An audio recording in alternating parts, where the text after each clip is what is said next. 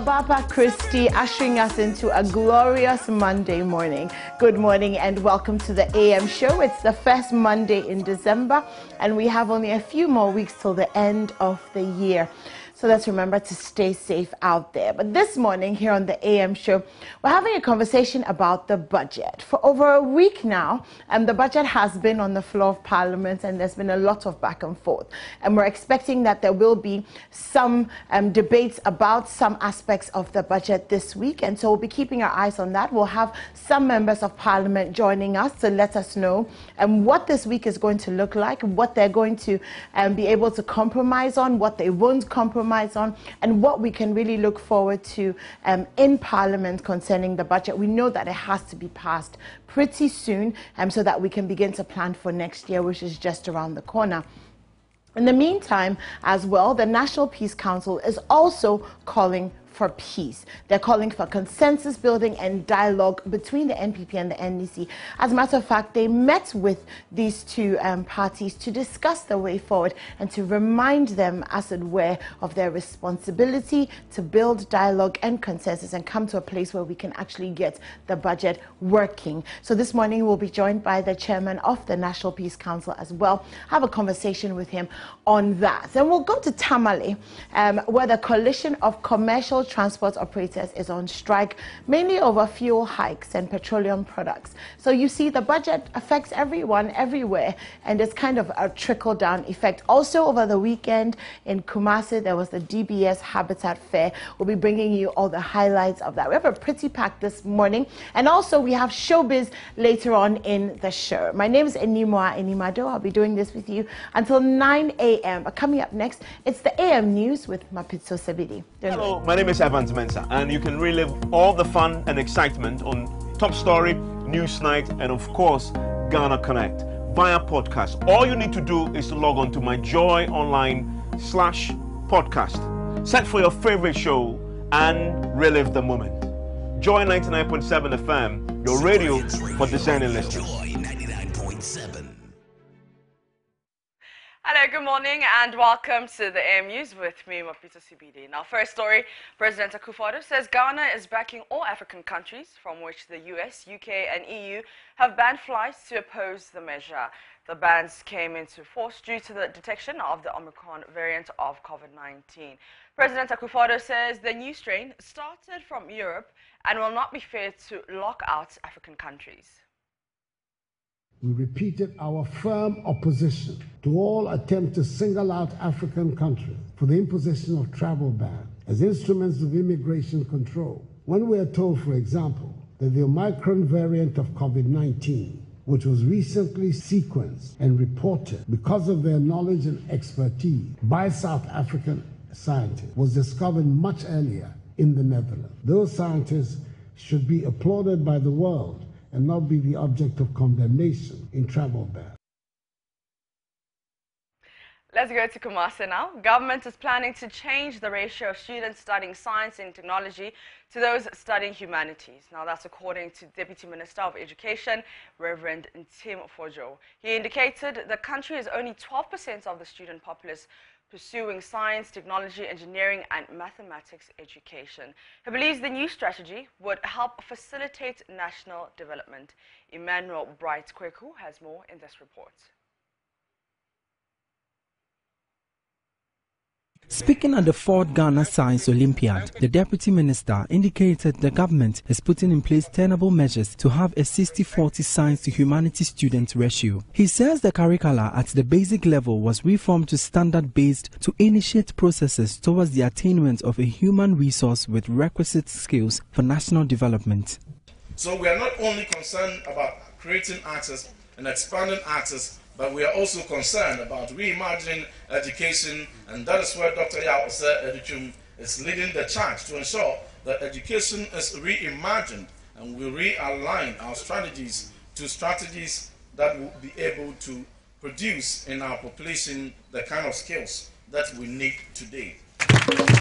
The Ghana Science Olympiad was organized for students from Secondary Education Improvement Project, SEP, and non-SEP schools. The national contest tested students from various senior high schools on a scope of scientific skills and knowledge in integrated science and core mathematics.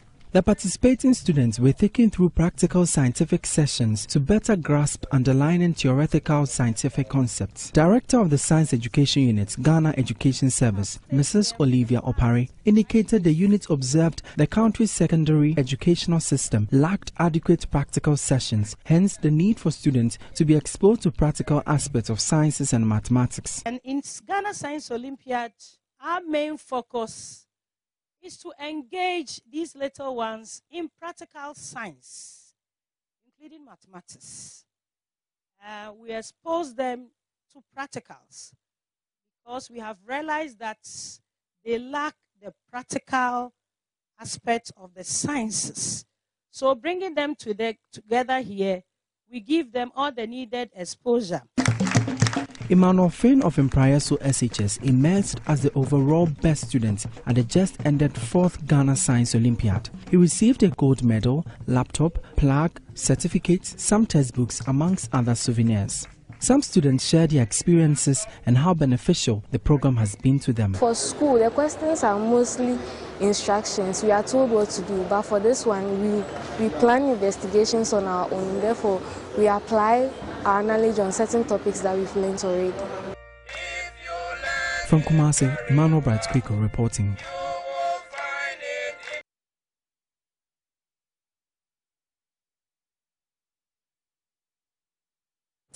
Japanese technology company Sysmex has handed over a urinalysis analyzer to the Konfanachi Teaching Hospital, Keth. The analyzer can be used in the diagnosis of non-communicable diseases, including diabetes, kidney, and infectious diseases.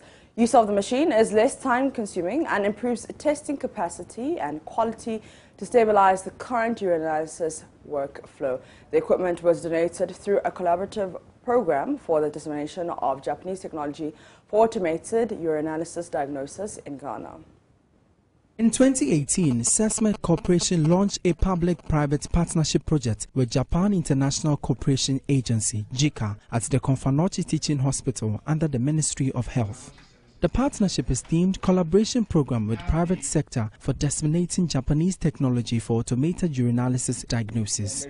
Chief Executive Officer of Konfanochi Teaching Hospital, Dr. Ohineba Owusu-Danso, explained the JICA project will provide operational efficiency and also assist in research work. It has actually provided us with the latest urinalysis testing technology diagnosis of the NCDs such as kidney diseases, diabetes, and diagnosis of infectious diseases. This technology provides operational efficiency. Managing Director of Sysmex West and Central Africa, Eric Osei, said the equipment is less time-wasting, has expanded access, and ensures public safety. The project is about dissemination of new Japanese technology for testing of urine. We need urine testing to diagnose infectious diseases and non-communicable diseases. The main objective of this project is to transform Konfanochi from manual urine testing to automated urine testing. With automation, you have 3 steps: taking of the samples, analysis, and then sending results to clinicians.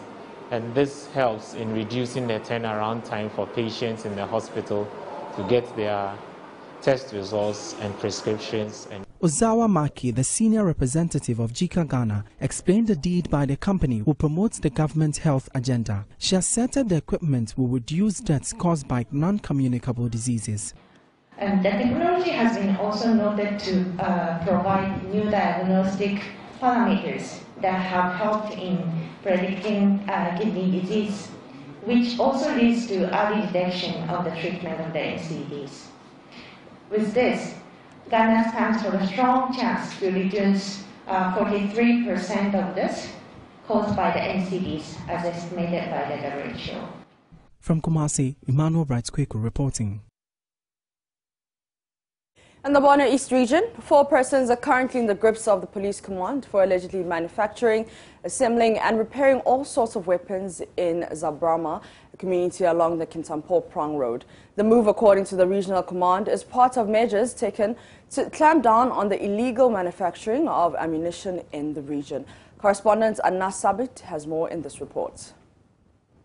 The Bono East Regional Police Command, through intelligence-led operations at Zebrema, a community on the Kintampo Prime Road, arrested 4 persons suspected to be manufacturing, assembling and repairing all sorts of weapons at their respective blacksmith shops without license. ASP Amponsa Bosie Dankwa is the Regional Police PRO. The Bono East Regional Police Command have successfully embarked on a similar exercise at Zamrama near Kintampo, and 4 suspects, namely Daniel Akuyamwa Boatin, 55 years, Timothy Jakon, 39 years, and Paul Yeboah, 45. The last is Dokrugu Zakaria, 31 years. These suspects were arrested for manufacturing, repairing of several weapons, of which they do not have any permits.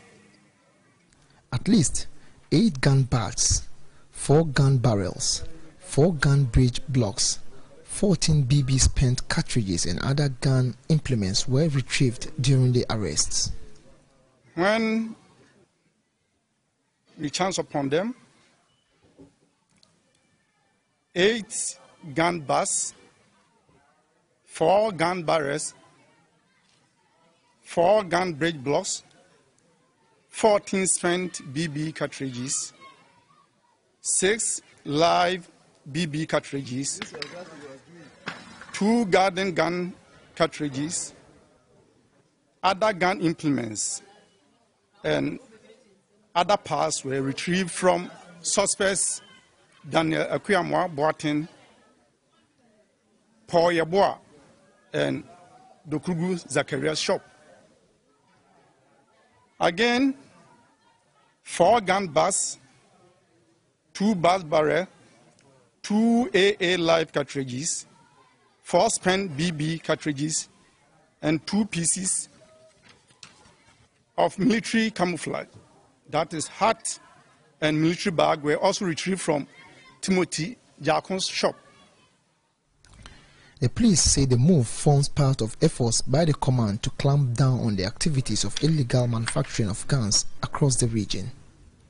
As we indicated to you the last we met, that the exercise to clamp down on the activities of this illegal manufacturing of weapons is ongoing, and the command will not relent on our efforts to halt all their activities. The suspects are currently assisting with investigations and will soon be arraigned before the courts. Reporting for Joy News, Anas Sabit, Tichiman. And in the northern region, the Dean of Students for the Faculty of Education at the University for Development Studies, Dr. Ibrahim Mohammed Gunu, is worried about the effect of COVID-19 on education in the country. According to him, physically challenged persons are the most affected, especially at the tertiary level, who have had to resort to e-learning. Dr. Gunu raised these concerns at a ceremony to mark the International Day for Persons with Disabilities. Set aside to celebrate persons with disability and to raise awareness on the need to promote an understanding of disability issues and mobilize support for the dignity, rights and well-being of persons with disability. As part of activities to mark this year's event, the UDS Faculty of Education, under the Center for Educational Innovation and Leadership, in collaboration with GRADA, NORSAC and Oxfam, held a dialogue session with stakeholders to highlight challenges facing persons with disability. Speaking at the event, the Dean of Faculty of Education of the UDS, Dr. Ibrahim Gunu, said most students with disability are yet to recover from the loss they suffered when the country resorted to e-learning during the outbreak of COVID-19. The COVID-19 pandemic has threatened to affect academic progress, particularly particularly for the most marginalized groups, including people with disabilities. It must be mentioned that in search of normalcy during the COVID-19 pandemic regarding teaching and learning in Ghanaian schools, educational institutions were compelled to adopt online teaching and learning. The decision to conduct online teaching and learning excluded some students from academic work, most especially persons with disabilities, thereby denying them access to quality education as enshrined in the SDGs. A former regional president for the National Association of the Deaf, Sani Ibrahim, raised concerns over the lack of a senior high school for the deaf in the entire region to accommodate graduates who leave junior high school. The disability always travel to the down south, so that if they can also get maybe an educational institution that will support the disability people in the northern here, it's better than always traveling to the south. So why can't they open a school in the north here for the disability people to save them the time and money traveling down south? A member of the association, Abudu Al-Hassan Defaya, questioned why most persons with disabilities still cannot access the disability fund after several years of its existence.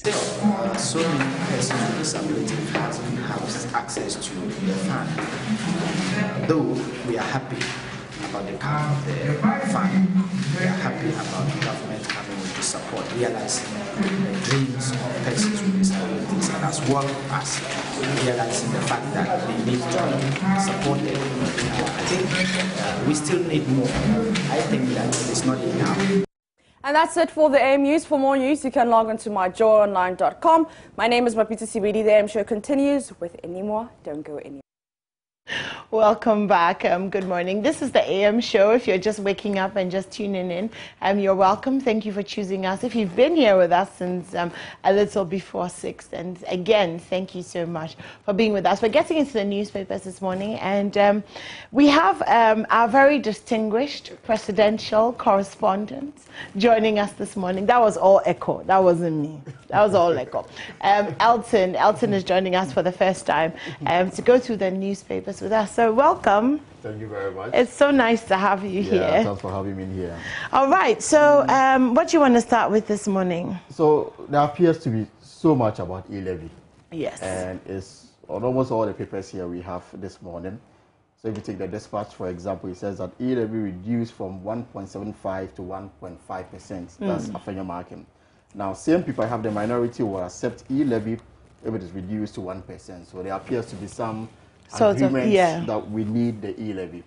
How it's going to turn out as far as Parliament is concerned, that's what we need to wait and see. And if you go to the Daily Statement, there's also majority leader, 1% is supposed to be minority leader. Because when I do say minority leader, minority leader, 1% e-levy is acceptable. The main story, though, is that our record is remarkable. President Akufo-Addo touts government performance in the agri sector. And then the BNFT, that's Business and Financial Times, land ownership impeding youth from cocoa farming, high tariff cost of credit, top business concerns in the first half of 2021. And then the Finder, 1% e-levy, 300 free transfer acceptable. That's according to Haruna Idrisu. Again, Akufo-Addo is talking about his record in the agriculture sector and says that it is impressive. Chief of Staff calls for national dialogue on social protection financing, and Parliament commits to resolve 2022 budget impasse, according to the Peace Council. So these are the stories as we have it on the front pages of the various newspapers. Now, we can start with the most contentious issues in this country, and it has to do with the e-levy. So on the 4th page of the Finder, it says the minority leader Haruna Idrisu has proposed a reduction in the electronic transfer e-levy to 1% from 1.75%. In addition, he wants the 100 Ghana cedi threshold for free transfer to be increased to 300 Ghana cedis. He's explained that the e-levy would make a great contribution to fiscal consolidation and would ensure the economy does not collapse going forward. And he was speaking at the 10th anniversary launch of the Ghana Chamber of Telecommunication in Accra. He said a week ago it was a no. We won't accept e-levy. But having listened to the officials in government, including the Minister for Finance and Minister of State at the Finance Ministry, Charles Adibuahene, I am convinced to accept a departure from our original no to accepting a 1% levy anywhere. Wow. We'll see how that will go this week. I mean, we know that this week in Parliament, some of these issues, of course, God willing, will be ironed out. Yeah. Because, you know, this week, today is what, the 6th of December. So Parliament has up until the 22nd of December to go on recess. So you have some few days. Yeah, about 16 days. Yeah, to first of all consider all the estimates from all the ministries, departments, and agencies, and then we get to the matter of all the appropriation bill. Yeah. And we are told that President Akufo-Addo has directed all ministers and deputies not to travel. Nobody should go anywhere. The reason is that you have more of your ministers coming from Parliament. Yeah. And you need your 138 to be in the House. 14th of December, most likely the Speaker will be in a chair. And it will be at that time that they will start the approval of all the estimates. And you need your full force to back. Now that the minority has made it clear that they will vote on every issue. Yeah. That should be interesting. It means no traveling for anyone. So we'll see. We'll have that conversation in detail a little later on in the show. We'll have some MPs joining us.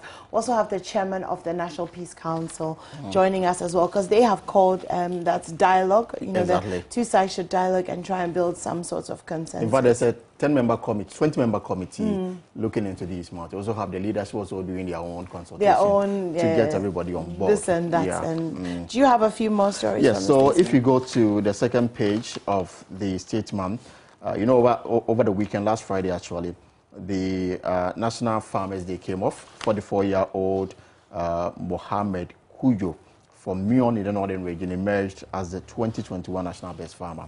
And according to the paper, farmers across the country have called on government to invest more in the agricultural sector to make it attractive to Ghanaians, especially the youth, because it has huge potential. They have rejected claims that the sector is not profitable. The National Best Farmer, Alhaji Mashood Mohammed, speaking on the sidelines of the 37th National Farmers Day in Cape Coast on Friday, said the sector is profitable. It has a venture that has a bright prospect for those who would venture into it. According to President Akufo, his record is unprecedented in the agricultural sector. The introduction of the planting for food and jobs has helped in reviving this particular sector. According to, for the first time since 1984, our end-to-end yield in terms of cocoa production went beyond 1 million. And according to him, that's, you know, could be attributed to the investment government has done in the agricultural sector. I see. That's interesting. Okay. So does that mean that we won't get the loans anymore? Loans? Yes. For what? Okay.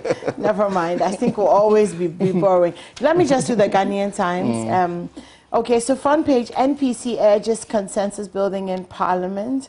Reverend Dr. Ernest Edu-Gyamfi has been speaking, and he'll be joining us this morning.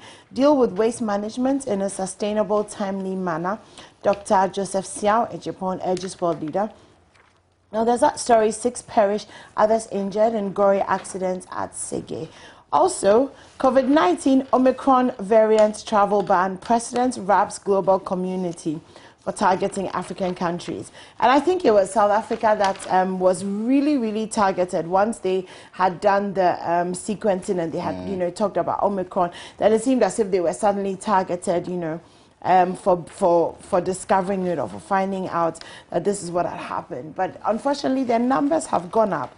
But I do remember that some South Africans were speaking and saying, you know, the fact that we found it or the fact that we have information on it does not necessarily mean that, you know, we are releasing a lot of people who have it. So definitely I understand President Akufo-Addo. Also because honestly, the African numbers do not even compare to the numbers that Europe and Asia and America have done. And I guess that's the reason why President Akufo-Addo is saying that you cannot single us out. Exactly. And make us the scapegoat. And make, exactly, because our numbers are actually not as bad as yours. So there's that story. I'm sure you heard about this one as well. The 41 feared dead after bus carrying choristers plunges into river. That happened in Kenya. Really, really sad. They were going to a wedding and they plunged into a river. Really sorry. May their souls rest in peace. Okay, let me do the center spread of the Ghanaian Times. Okay, so So the president, I just told you, RAP's Global Committee for Targeting African Countries, and then he's calling on African business community to ensure that AfCFTA becomes successful as well. That's center spread of the Ghanaian Times. Okay. Congratulations to the Methodist Church Women's Fellowship. They're marking their 90th anniversary in Accra. The Gender Ministry rolls out initiatives to support victims of gender-based violence. So there's that. Malaria cases have dropped in the past 4 months, which is fantastic. And let's see if we can find something interesting on sports. I mean, there's this very interesting story in the BFT. And it talks about high tariff, cost of credit, top business concerns in the first half of 2021. Now, they've listed some of the challenges they are going through. Okay. And they provided a graph to tell you how prevalent these challenges are.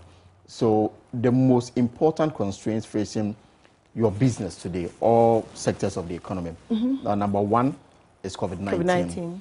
And then high rate of corruption, number 2. I see. And then difficulty in obtaining loans. Okay. Unstable exchange. Okay. High government bureaucracy and tariff. Okay.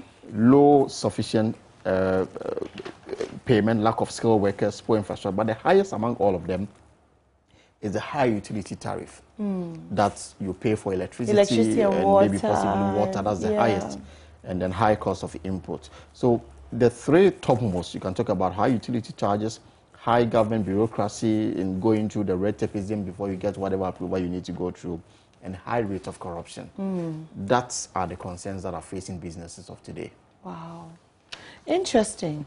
Very, very interesting. Very, very interesting. I mean, COVID-19, yes, that's a given. Exactly. But I mean, the highest is the high... The high utility tariff. And now there are even talks of, you know, a revision of the tariff that we are paying. The possibility of repaying more is on the table. Now, if you take a look at the table that has been provided by businesses, that is the highest, or that is perhaps the biggest challenge facing them if you take away COVID-19 and the rest. And then corruption and then red tapeism that they have to face on a daily basis and getting one approval or the other. So doing Which one business is this in Ghana, one? according Excessive to them, influx of... is incomplete, so it's difficult to tell. But I'm thinking that of maybe foreign products that are competing with local products and all that. So these are the challenges businessmen of the businessman of today is facing in Ghana. Interesting. And I think that government should take a look at this and try and see if they can deal with it effectively. Yeah, especially, I mean, I'm still stuck on the utility charge because commercial electricity rates and you die. You die. And then more especially when you don't get the power as much as you want it. Exactly. So you're having to use generator and now fuel has gone up. And so, yeah, okay. Should I do the Daily Guide? Of course. Okay. So front page of the Daily Guide, Backbench Fears NDC, Kevin Taylor. Akufo-Addo is African of the Year. I'm not going to get into that today. I'm just going to say congratulations and let it go. Okay, international stories. Military truck rams into group of Myanmar protesters in Yangon. CNN fires Chris Cuomo. Oh, Chris Cuomo. Okay, yeah. It was something to do with his brother, apparently. Yes. Volcano rescuers face ash as high as rooftops. Pope meets migrants as Lesbos refugee camps. Let me quickly do entertainment. Stacey Amewoyi launches 11 books the same day. Oh, that's interesting. Okay, so she launched 7 books. Okay. Ghanaian celebrity photographer prays for photo session with Queen Elizabeth II. That's interesting. Coming to Africa, premieres at Silverbird. Okay, and Rihanna breaks silence on being pregnant for A$AP Rocky. I'm sure you've been following the news. You have heard that Rihanna is pregnant with her first baby. Okay, Stone Boy Beanie Man headline BIM concert. We spoke to Kwame Rasta on Friday, so he told us about that. Ghana meets Niger out with new song party. And back page, Ghana wins amputee AFCON. Toga records Goldfields PGA tourney hat trick, and Haaland fumes at arrogant referee. Okay, that's it for the Daily Guide. All right, so the statement has this story. Transport operators asked to just sit down strike. Rumors, remember that they were given directive to start a sit-down strike today. So this morning on my way to work, I was looking around to see if people are stranded, people are walking to work and all that, but I didn't see any of it. Anything, it seemed, yeah. And this morning we are told that some of them are back to work, because they've been given another directive to go on and work because there's been some kind of a discussion with government to see how best government can address some of their concerns. So they've given government up to the end of the day to resolve it, and key amongst them is government to take away some of the taxes on petroleum products. They think that it is the reason why petroleum products are quite up in the country. So if government is able to take away some of these taxes, it will help bring it down. Government says it cannot do it. Now there is negotiations to get them to work. They are working as of now, but they've given government up to the end of the day to meet their demands, or they get it down. The key question, though, is that these transport unions and then the vehicles are owned by individuals, and they have joined this association. So if the mother association says that you shouldn't come to work, I own the vehicle, am I going to comply? That's the question. That's a big oh gosh, but then again, I mean, obviously so much is riding on what happens this week in Parliament. Because a lot of these decisions will be made and they'll, you know, kind of trickle down to all of this. Also, it really is also going to determine what kind of Christmas we're going to have. Charlie, already we know the seat top, but you know, small. Thank you so much, Elton, for joining us. That was the newspapers. We did it really quickly, but there's a lot of information. We'll be dissecting that a little bit later on in the show, especially as we deal with Parliament and the matters arising. Hopefully, we'll have a peaceful week. No tantrums, no walkouts. None of that. Okay, so let me do my Joy Online quickly. Headlines: commercial drivers to embark on indefinite strike from Monday. And that's what Elton was saying, that he hasn't really seen anything. But apparently in Tamale, the Coalition of Commercial Transport Operators, yes, are hoping to or wanting to go on a strike. Teacher union to demonstrate on December 15th over laptop deductions. 2022 budget, Backbin gave up on mediation efforts for fear of attacks from Kevin Taylor. Fenyomake. Okay, so that's what's on the front page of the Daily Guide, and that Backbin fears NDC and Kevin Taylor. Oh my God. Okay, there was no proper quorum formed for Backbin's rule, and that's according to a lawyer. Legislative hooliganism affecting Parliament. Kwekubako saying that on Newsfile on Saturday.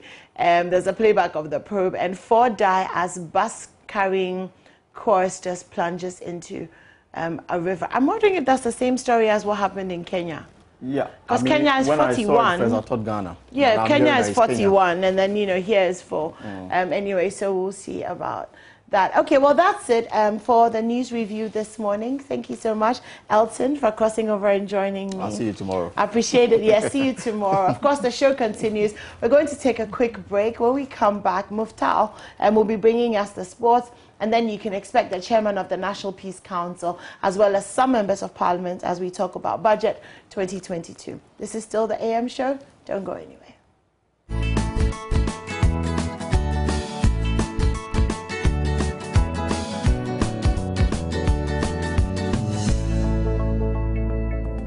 Hello, my name is Nathaniel Atto.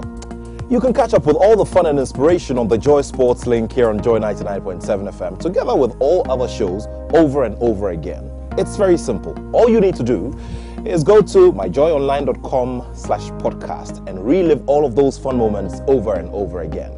Joy 99.7 FM, your radio for discerning listeners. Joy 99.7. Well, hello there and welcome back. I hope you enjoy the sports if you're a sports fan.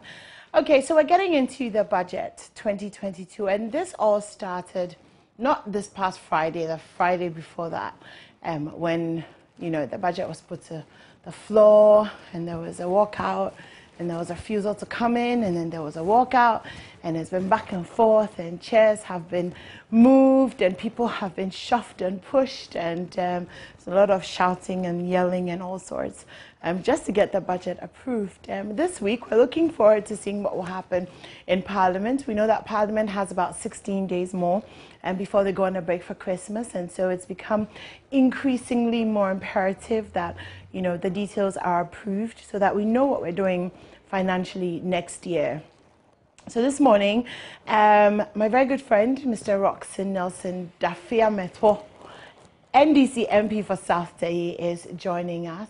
Also, Dr. Kingsley Nyako, NPP MP for Kwada, so South Day, sorry, NPP MP for Kwada, so joining us on Zoom. We'll also be speaking to the chairman of the National Peace Council, who has been calling for dialogue and consensus building and between the two sides of Parliament, so that we can have some sort of, peace and calm and an approved budget. So that's our conversation for the next few minutes. So let me come to you in the studio. Hello, good morning. Good morning, my dear. It's good to see you. I'm very well, thank you. And good morning to my good people in South Nine, Peki, Pali, Provetongo. I just got back. You just got back, eh? Oh, okay. What's happening there? Friday was Farmers' Day. So I joined my people at Peki to celebrate the Farmers' Day at Agbate. From there were a lot of funerals. Yeah, of course. Saturday, it's the weekend, yeah. So I was in Togo, Chanakwe, Ahom, Kaira, and yes. Okay. So, I mean, since you've been to your constituency quite recently, what's the feedback that you're getting, from your constituents about what's going on with the budget? They don't want the e-levy. Yeah. It's as simple as that. I've just been practically instructed to vote against the e-levy. It's non-negotiable. Wow. Not even a 0.001 is acceptable to them. It's acceptable to They just your don't people. want the e-levy. They just don't want it. How? But I mean, people understand that we need to generate revenue. Yes, we need to generate revenue. But the question is, has government accounted sufficiently for revenues that we've given to government so far? For instance, government has been charging 1% COVID-19 recovery levy for the past 12 months. Has government accounted for that? Has government built any hospital with that money that government can say for giving us about 20 billion to deal with the COVID recovery matters? We've levied you 1% of tax revenue. This is all we have done with it. Government has not been able to account for it. So, on that single note, the people are saying, account for what we have given so far and don't heap more taxes on us. The people understand the implication or the consequences of levying taxes on e-transactions than some of us. It's shocking.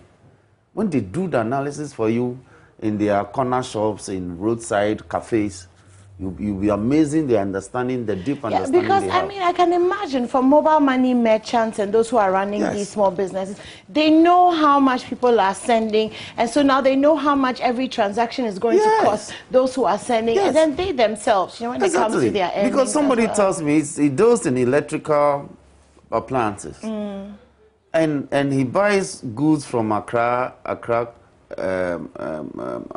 Central every week. He says that he sends about 20,000 to his supplier. Then he will put the goods on a vehicle, and the vehicle will deliver the goods to him. So if he's supposed to pay 1.75% on that transfer, that's a lot of money to him. And he's not prepared to do that. So the consequence is that he has to be traveling every dawn to Accra with the danger that it comes with it. Highway robbery and all that. One day he could lose all that money as a result of robbery. So it's better for him to transfer and the goods delivered. So they have a very deep understanding of the consequences. And you see, the tax is not per one human being. It's per transaction. So if you conduct your businesses in about five transactions in a day, you pay that amount of money or the percentage of 1.74 on each transaction.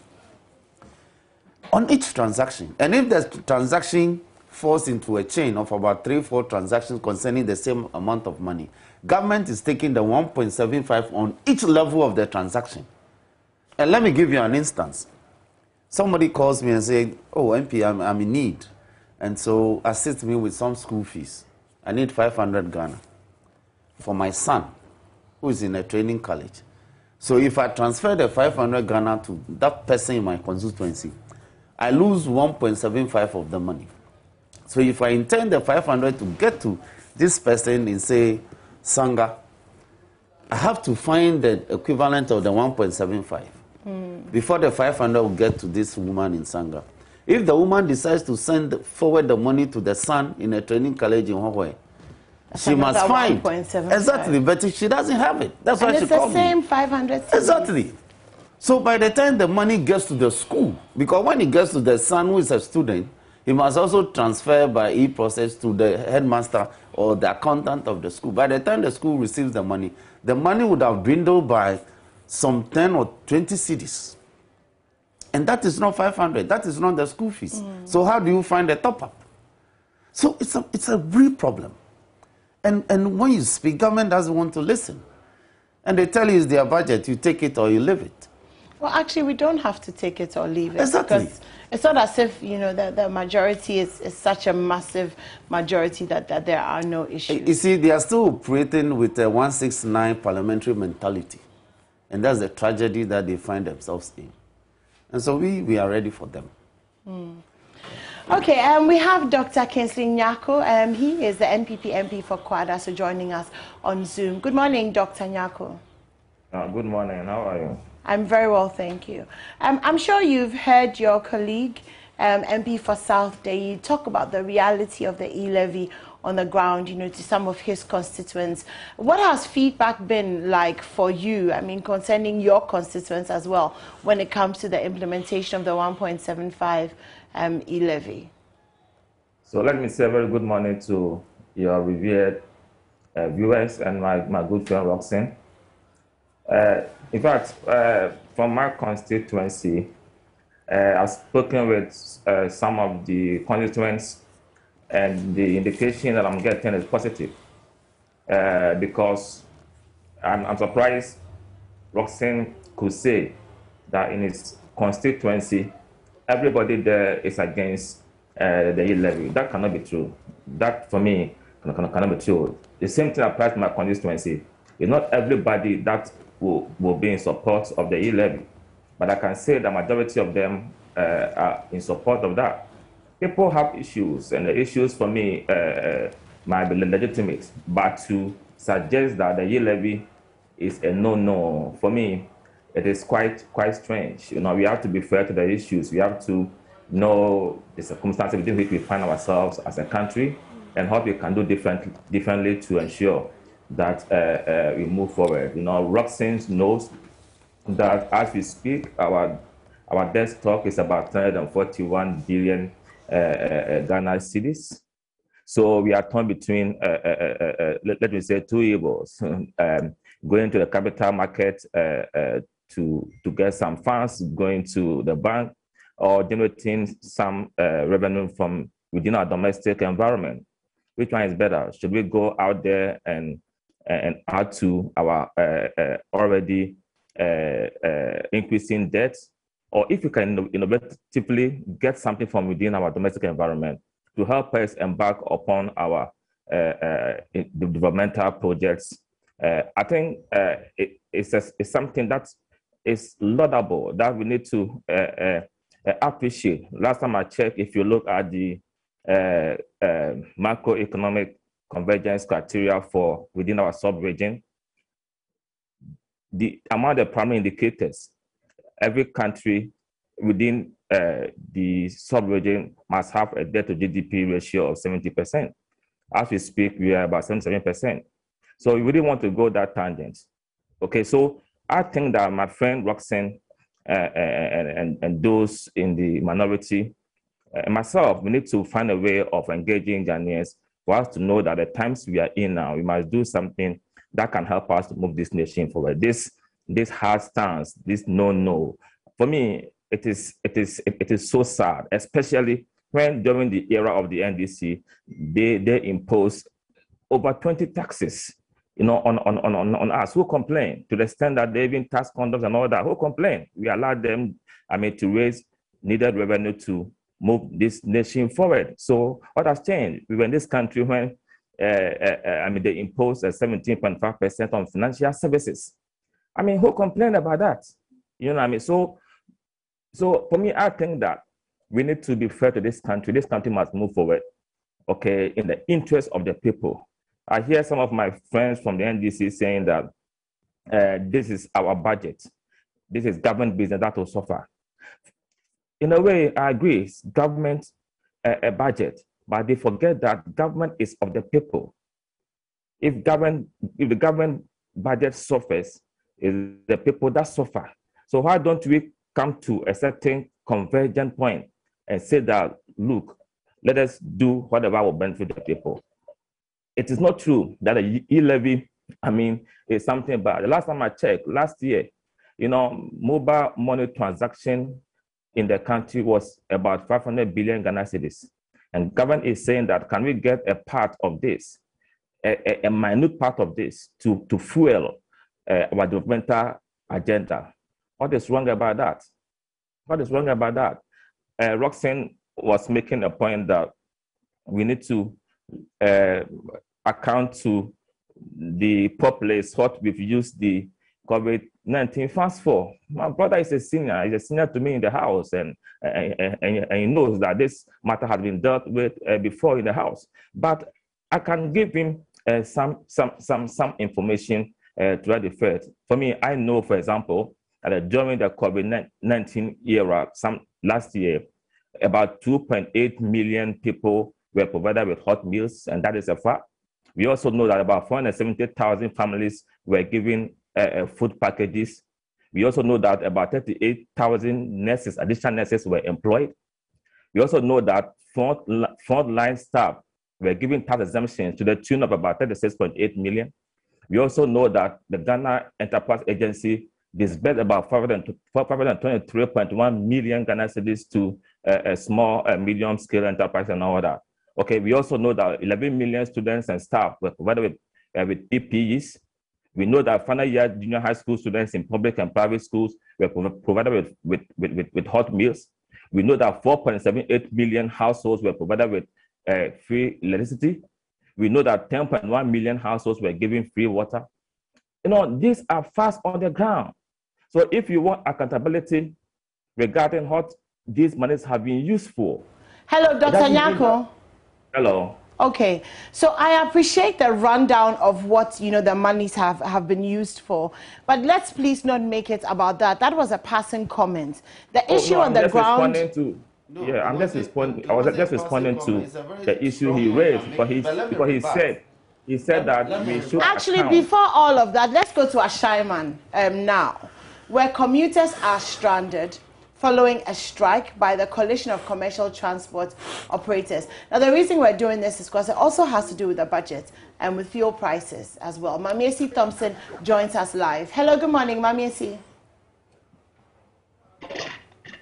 Good morning, anymore. Hi, what's happening in Ashaiman? Yeah, and so where I am right now is, if you can hear me, I'm standing at on the main Ashaiman High by the drivers is biting very hard. Most resort to walk to their places of work, to their places of trade, and even school, because the commercial drivers are on strike. And if you dare to pick a passenger, you will not be allowed to go. You'll be forced to drop them, or your car will be mangled. Wow. Initially, many commercial vehicles had to stop and let their passengers come off, because our Greek drivers will not allow you to transport them to wherever they're going. As I speak to you currently, the officials from the MCTD are here to ensure a smooth transportation of some of the people here right now. However, commercial drivers are not allowed to pick anyone. So if you can see behind me, many people are walking. They aren't allowed to take commercial vehicles. Only the private vehicles are allowed to run. And that is a sharp contrast to what is happening at the Tema main station, where drivers claim that they are allowed to work because they've received information from their leaders that government officials have called on them to come to the table and discuss the issues moving forward. So anyone over here at Ashaiman, it's either you are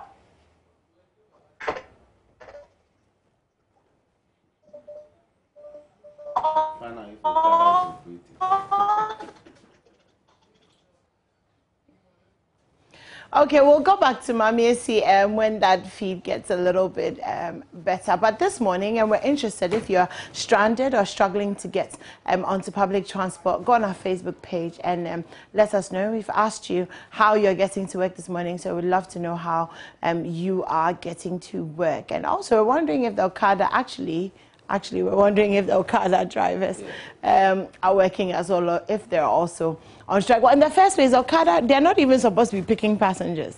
But they do. Yeah, but they do. It's become part of us, so we better accept it. But they do. Now, if I may yes, now you revert, can. First of all, doctor is missing the point. Now, the litany of interventions he mentioned that government rolled out were part of the 20 billion government came for to enable them manage the COVID-19 pandemic in 2020, 2021. I speak of the tax revenue, okay, which is different from the budgetary allocations government gave them. Okay, that's one. Two, he also missed the point when I said that when I visited my constituency this weekend, all the persons I encountered told me that lawyer, honorable, MP, don't accept the e-levy. They didn't tell me not to accept the budget. They said don't accept the e-levy. Okay. It is that distinction the MPP is refusing to accept. We said the budget in its current form is not acceptable to us. What is the current form of the budget? It contains the e-levy. Okay. That is why we are asking them that take out the e-levy, take out Ejapa, and then we will do business. Put in Keta and Blekusu. Then we'll do business. So with the e-levy right now, I mean, on the front pages of the newspapers this morning, Minority Leader Harun Ijusu has said that, okay, I think he said 1%. It's on one of the front pages. Are you willing to come to 1%? That is also not acceptable to them. Even if there is, assuming without admitting that the 1% is acceptable to the minority, the government says it's not acceptable to them. And you see, the narrative shouldn't be it is NDC that is proposing 1%. No. The general idea is that is 1% acceptable to the people. The people are saying no, not even 1% is acceptable to them. So we are not doing business. We are simply asking them to take out the e-levy and let us make progress. Now, he made a point that government is accounting for what they received. Government is also not cutting down costs in operating government. Look, last year, they submitted a list of presidential staffers. It was about 1,688. That was all they submitted to Parliament. This year, in the budget, they are submitting a presidential staff list of about 2,100 plus. Wow. 2,100 plus presidential staffers. In 1 year, you want to recruit over 500 people at the office of the president. To do what? Exactly. To do what? To do what exactly? When we are asking government to operate a lean government is not listening. Government increased allocation to the office of the president by about $1 billion from just last year. To do what? To do what exactly?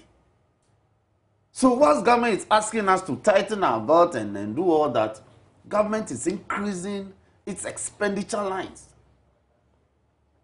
And doctor again missed the point. We gave this government over 20 billion to manage COVID-19. They accounted for only 1.3 billion in the budget. That's what they were able to account for. And my brother, the Honorable Isaac Adongo, has been on their neck since. He's been asking them to account for the entire 20 billion. And he talks about our debt levels. This government alone has borrowed in excess of 200 billion, 221 billion in a little over 4 years. And we've been asking, that's equivalent to about $40 billion. We've been asking them, what have they done with $40 billion in this economy? They've not been able to answer for it. And let's also get this clear. In addition to borrowing in excess of over 40 billion into this economy within 5 years or in a little over 4 years, government has also received the equivalent of about 250 billion in terms of tax revenue since 2017.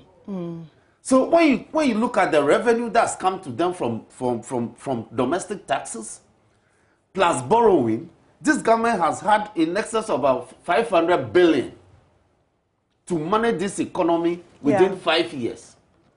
The equivalent of about 80 billion. $80 billion. Do you see the effect of $80 billion in this economy between 2017 and 2021? So you see, no wonder they can say that an 80 million Ghana cedis that they get from road toll doesn't mean anything to them now. A government that is getting about 80 million Ghana cedis from road toll, government says it's peanuts. That's an insult to this country. You go out and look for $5 million. You go and sign international agreements and borrow the equivalent of $5 million and $10 million. You are getting 80 million, the equivalent of about $15 million. You tell us that is pittance, you don't want it. So we should drive on the roads freely. I'm just back from my constituency. I don't have a single good road in my constituency. I've been crying to this government to do even a single feeder road for me. Don't do it.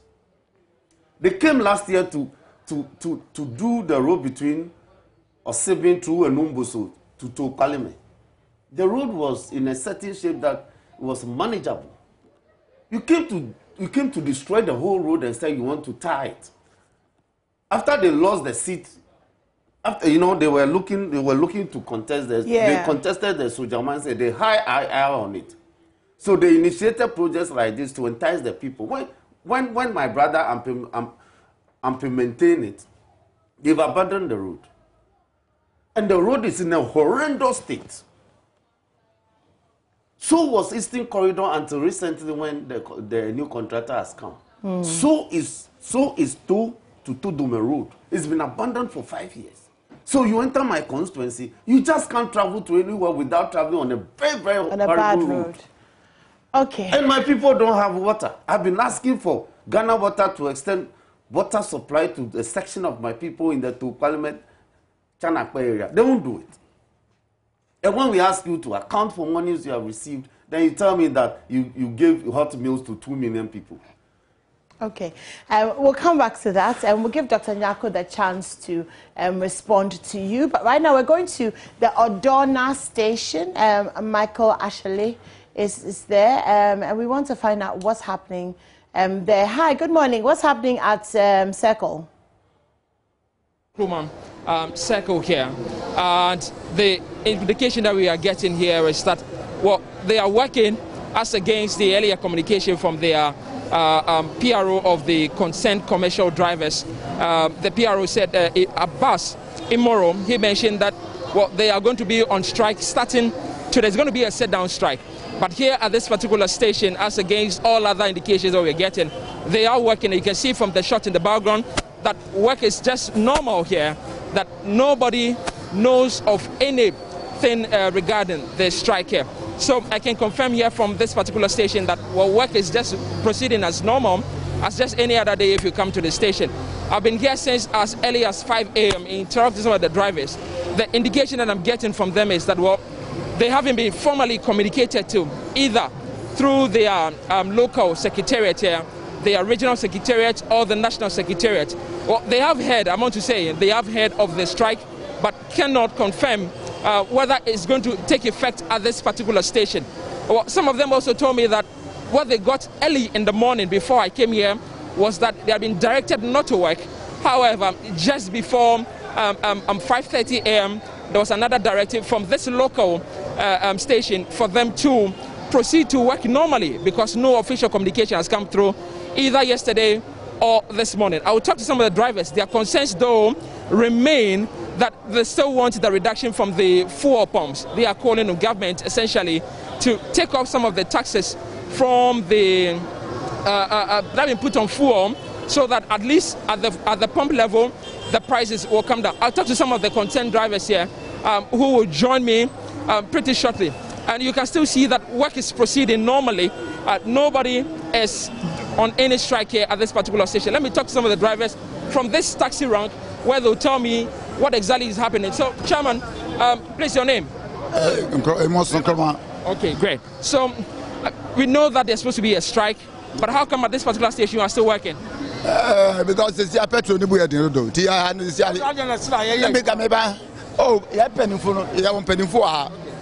One of them to say Yejma and answer me Yejma. By Chamaka saying Yejma, not Chamaka saying Yejma, Tiapa Bankasano Maba, Yempedi Flaba and Sana. Because Yaka say Yejma, Tiakan Chairman. So what he's telling me is that they are getting counter communication from some of the executives here, and that they will want clarification before possibly they'll work fully. But you can confirm, you put Makacham Samu Yejuma. Oh, so see, the Yejma. The tax is for number one, the Moon Yejuma. But Trotro for Yejuma, I didn't know Momo Yejuma. Baby, once on Yejma, there's a Marco said, Trotro Bakun, what the gas crowd. There's a woman outside park will be on Yejma.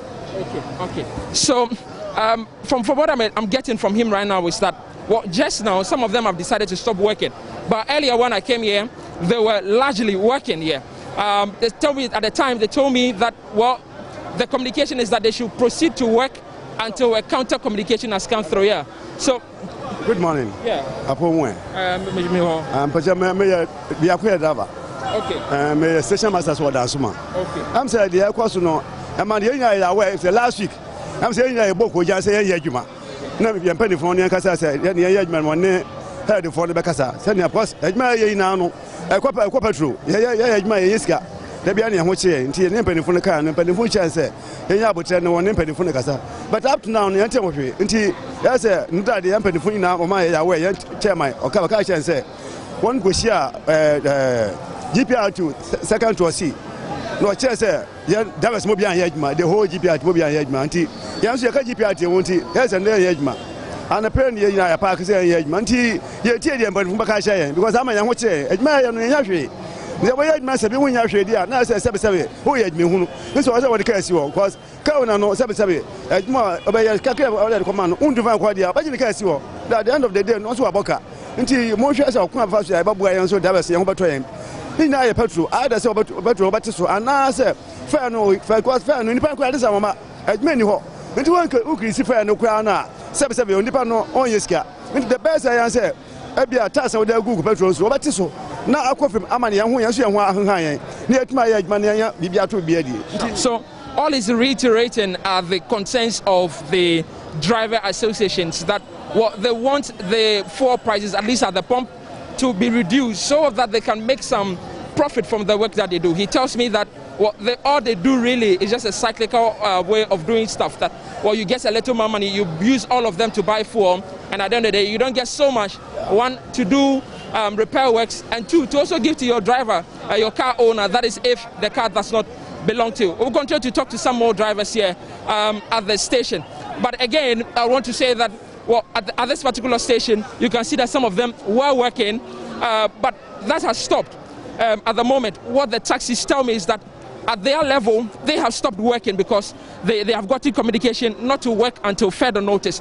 We'll continue to do that. You can see that some buses are moving in and out. That should tell you that, there's something happening here in the list, that some drivers do not listen to that. And you can hear from that speaker there that it is calling for people to board a car, going somewhere to Kumasi and all that. So from this particular station, this is the station that boards Burma Camp, Baleshi, American Hajingano, Medina, Adenta, over here. And in this particular yellow car here, you can see behind me a lot of passengers in it, to the indication that some of them are working at least. So this is a car where you're coming from.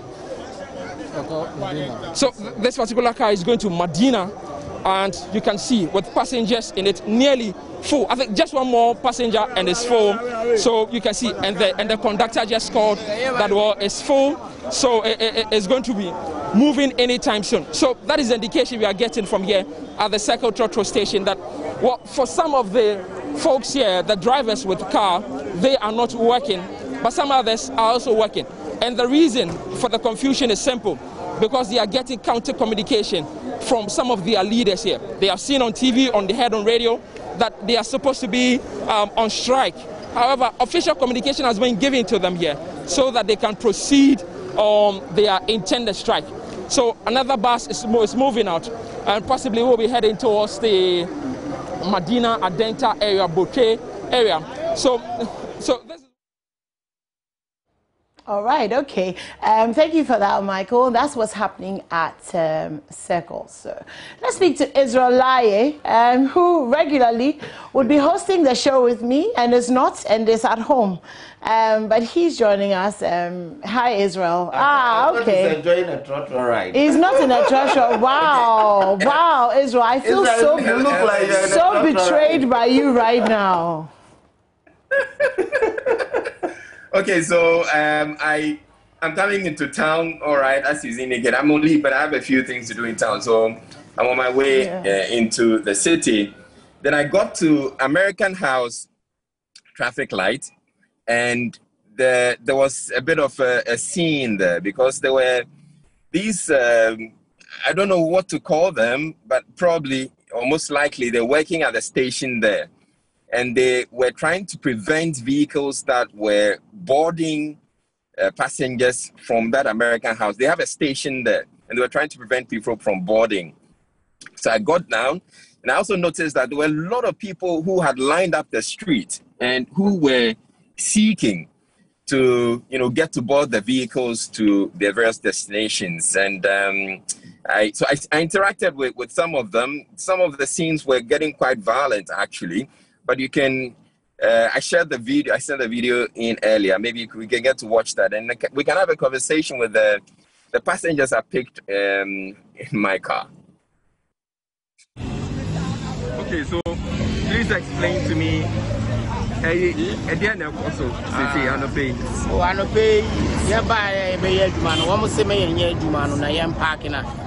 demonstration.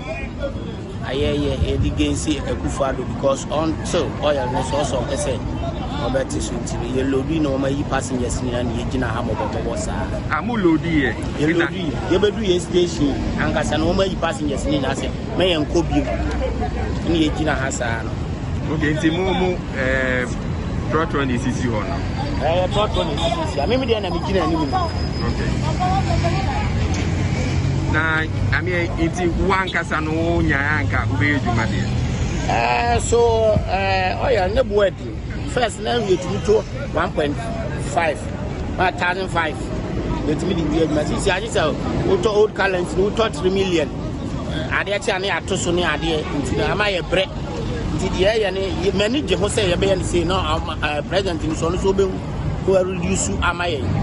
Yeah, me then no. So Quebec can say I 1 week plan can me pay. But the banners I won't say more so more. Yeah, lose into so be so quite no be lose and na pepe. Me margin san but then could be bring so almost so echo juma. As is your banners and no. To me. Me dear said the bay yamam and I may dinner.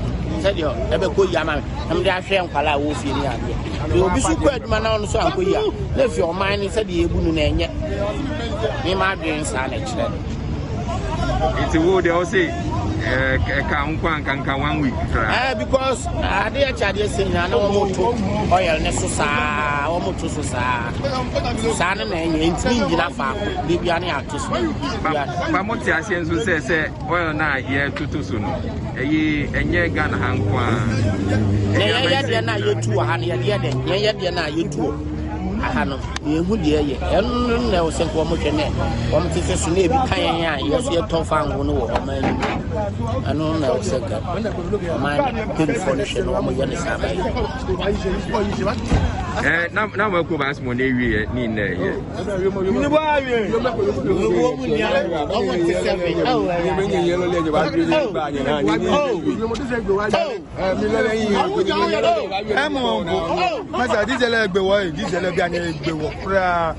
First, when you hear this 1.5 or 2 of Echo Show, then a 3 million will buy food. What do you mean? You will be an enye she catch on there for back be an any. What on the station car? Well, you know, Lolly, you bash a beer. No matter how it is, go well make it no go put it in the bash a beer. I'm making sure I go back Jeffrey. I just tell me, I just say, you get your bagia machine, midnight machine, your honey, Mogomugo, Cabo outside the Babia, no Bible, Shakamotion final. She pack of our Mokoya beer no law money. Or the year, but no, you never know what you know. I will not Moguelo, what's an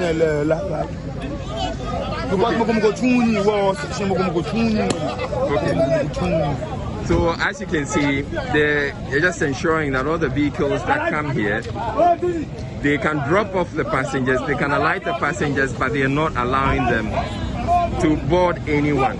And so if you look along the street, you see several people who are lined up, who are looking for vehicles to board to get to go.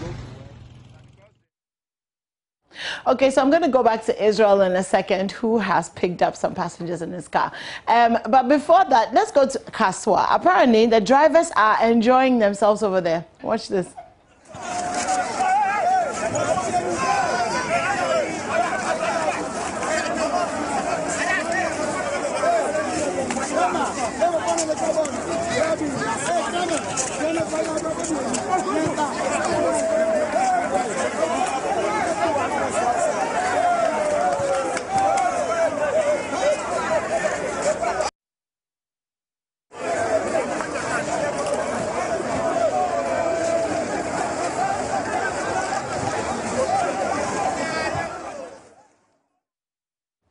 And that's quite a dirty football field there. So maybe they should actually just clean up a little bit before they proceed. But they're playing football because they're not driving. So interesting one. Israel. Yes, anyone.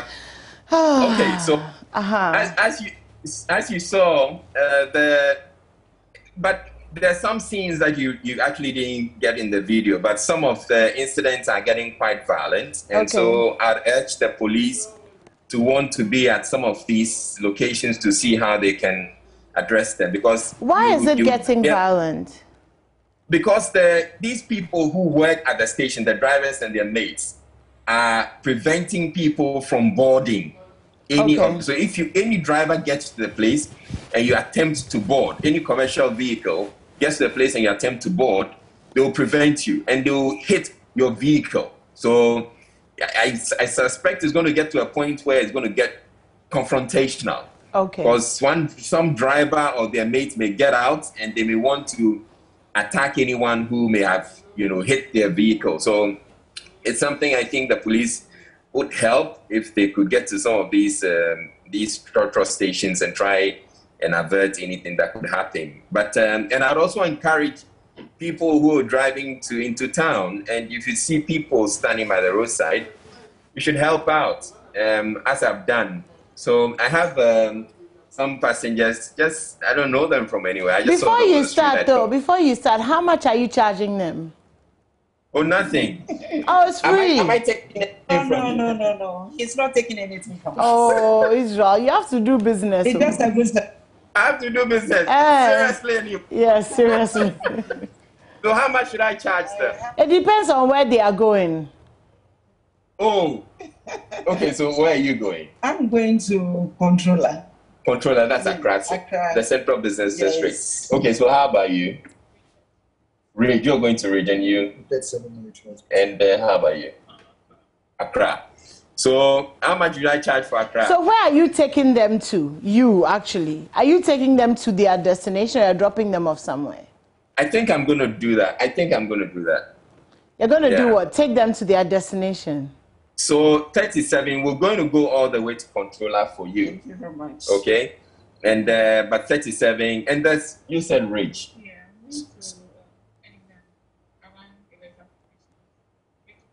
Yeah, I'll get you somewhere close enough. Yeah, so I'll try and get them somewhere close enough. Oh, okay. I want you to stick your head out of the car and shout, sec, and let's fill up your boots. Let's fill up your boots, Israel. Oh no, your guy is full actually. Kanesh. You get the meat. Kanesh. Mommy is here to help. You do the meat. You'll be the main. Across Central. Okay, let's go.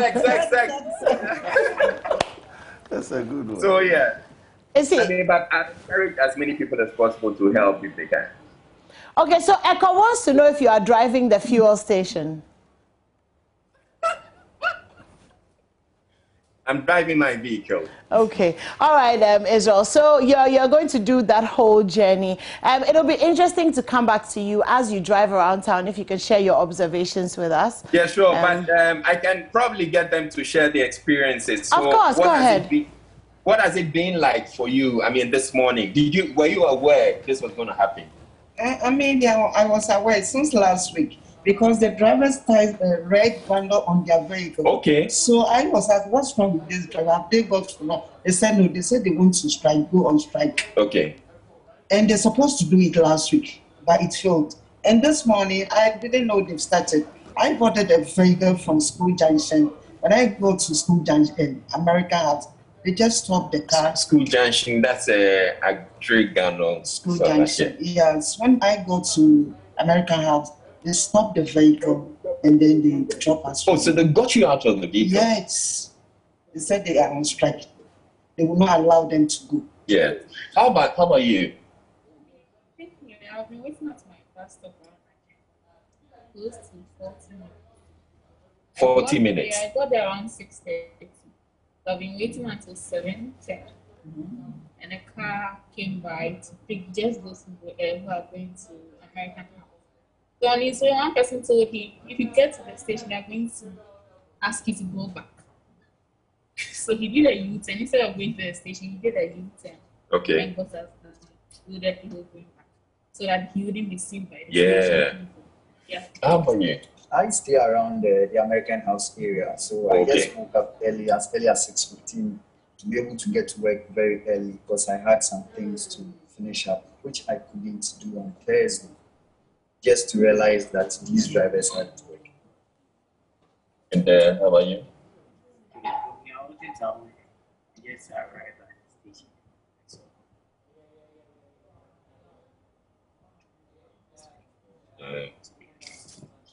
But what do you feel about it? Do you feel the drivers are justified? Yes, they are justified. Oh, you all feel they're justified? Yes. It's inconveniencing you. No, but if it is something that will be worked on through this, then we have it.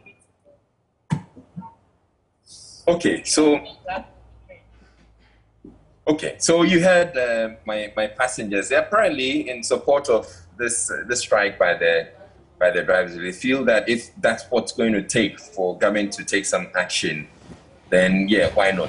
But this is a question I tend to put to virtually everybody I speak to about this fuel issue. People say the drivers are demanding that they scrap some of the taxes. But if you scrap the taxes, then where the development that we're looking for, or the roads, the schools, and all that, we're not gonna get revenue to pay for that or to build those ones. What's the fuel in Ghana? Everything is producing fuel. We don't produce enough.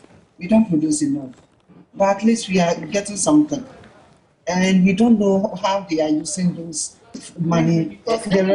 Okay, so this is what you guys. You're driving at something now.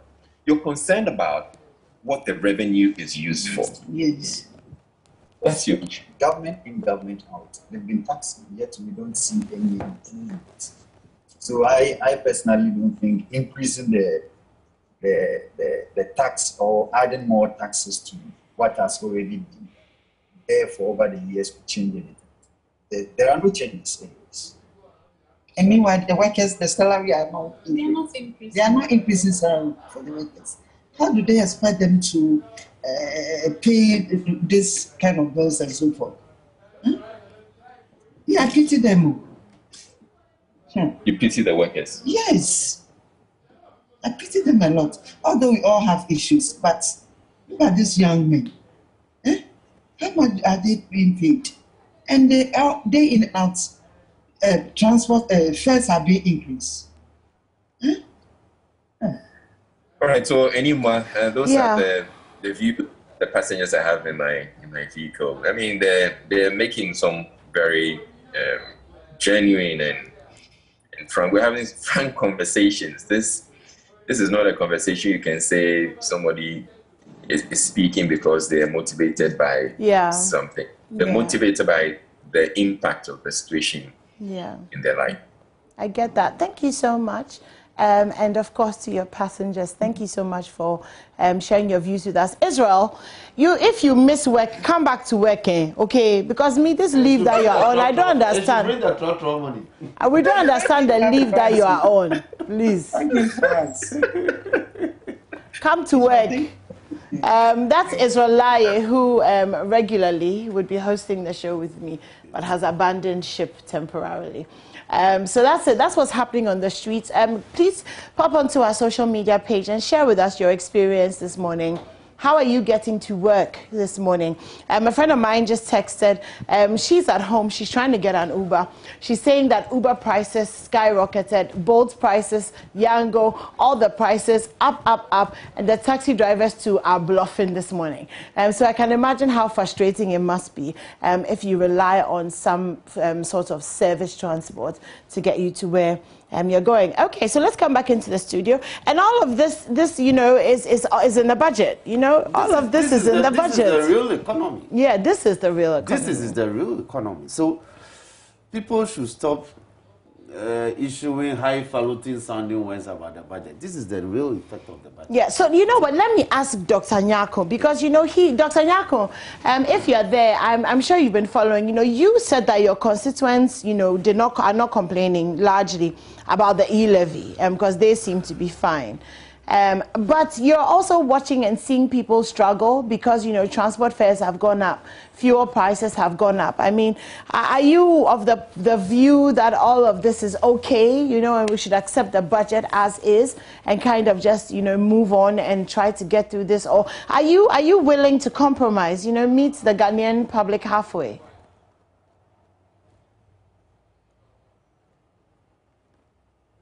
Hello, Dr. Nyarko. Hello, Dr. Nyarko. Hello, can you hear me? Yes, I can hear you. Did you catch my question? I said that I didn't conclude my thoughts and you took me off. But yeah, I got a question. But before I answer that question, I want to address a few issues my good friend Roxanne raised. The first point is that I didn't miss any points. I responded to the issues he raised. And I said to you that in my constituency, they are okay, largely okay with the e-levy. Obviously, there are some who are not okay, and in his own constituency, I'm sure that some will be okay, others will not be okay. That is fair. In a democratic environment, people have divergent views and all that. We agree to disagree. Again, regarding the majority are against it. That's the point. The point is that when you were talking, I didn't interject, Roxanne. So the desktop, it is true that it has gone up. But the NDC took the debt stock from somewhere. They met a debt stock of 9.5 billion. They took it to 122 billion. We have increased it. But what Roxanne should tell all of us that the debt that they incurred, we are paying interest on most of them. We are paying interest on loans they contracted. And if you are paying interest on a debt of 9.5, another person is paying a debt on 122 billion, which one are you going to spend more money on? So, I mean, they should situate their arguments within the right context. The laws they went for, we are paying the interest on them, and he should put that on record. You know what I mean? He also talked about, I mean, revenue leakage and all that. It is true. If you read the Auditor General's report, it is clear that we are not doing well when it comes to, plugging the revenue leakages. Over the years, when I meet you one day, I'll show you. In fact, if you look at Auditor General's report critically, the various components where the focus is on, in terms of tax revenue, in terms of cash and contract, you can see, apart from tax revenue, cash and contract, the government is making progress. And I admit that the story is not the best. Something novel must be done to plug all the holes.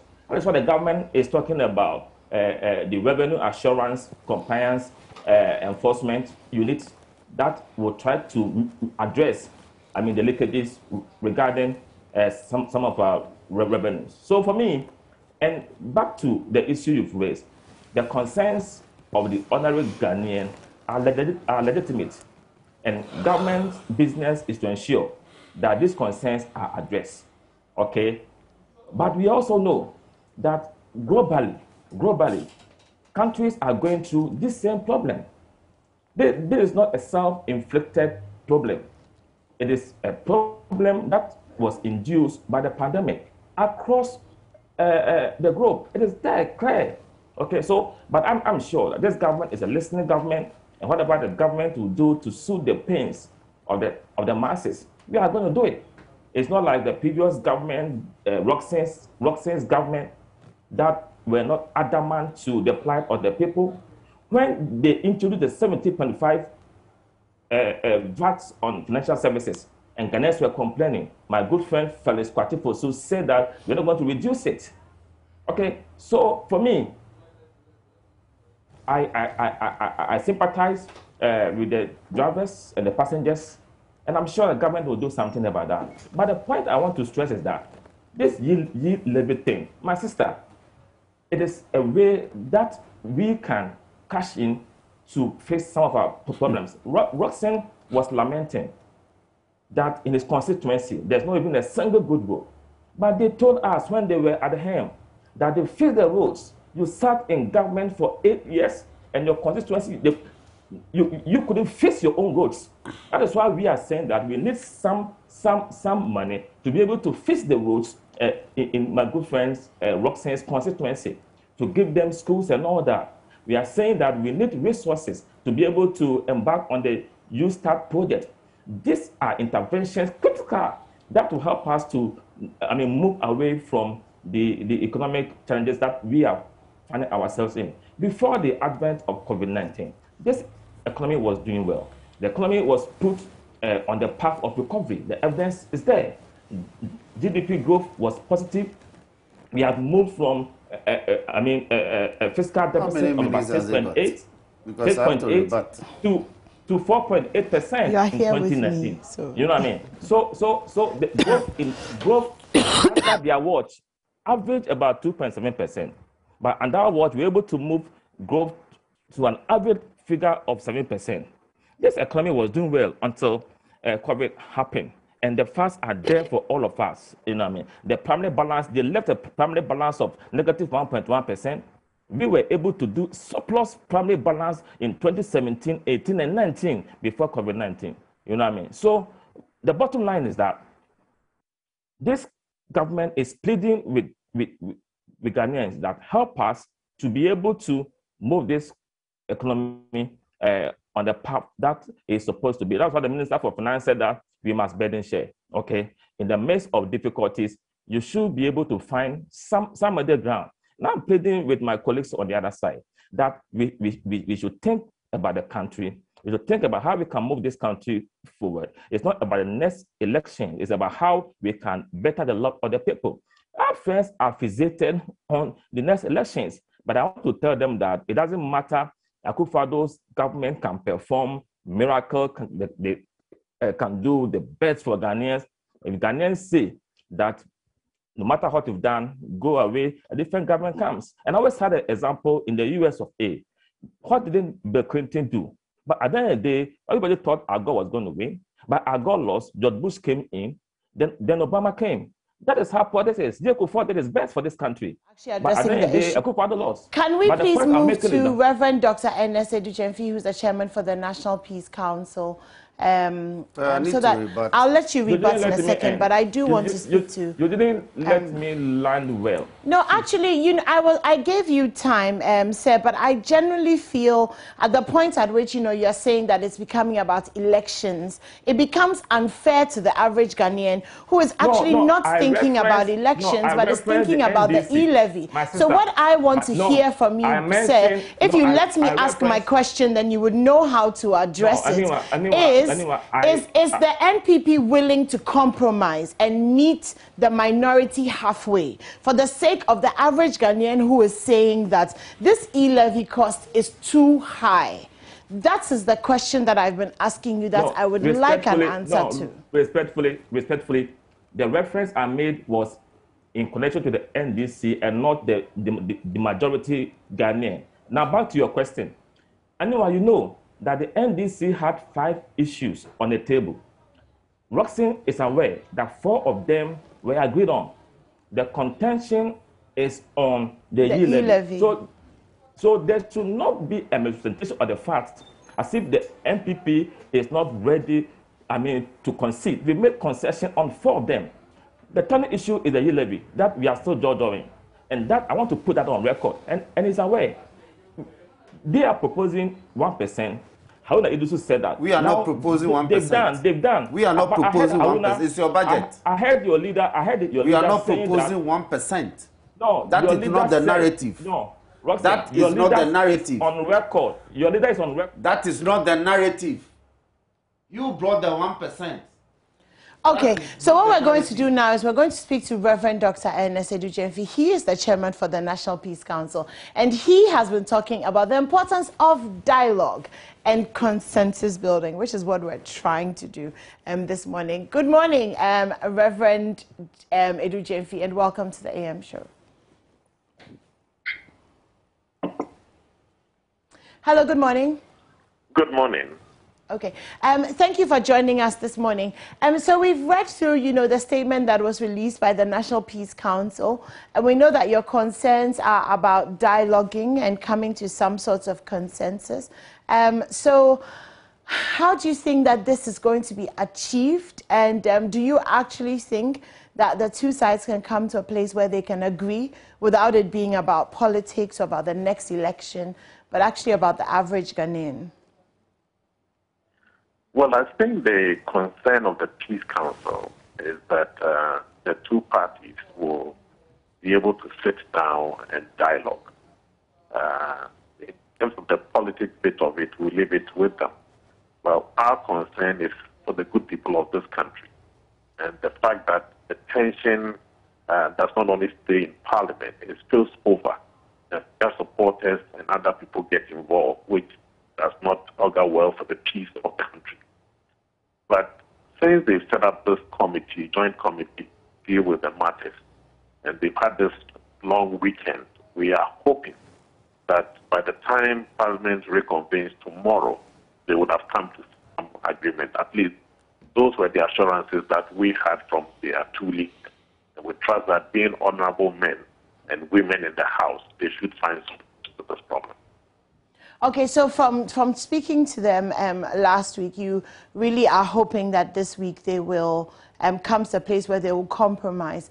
But moving forward, Doc, the thing is, doesn't compromise in this situation look like a loss, sort of, for whoever doesn't get what they wanted? And what are their thoughts, when it comes to, that sort of compromise where it looks like you've actually lost as opposed to, the average Ghanaian has won?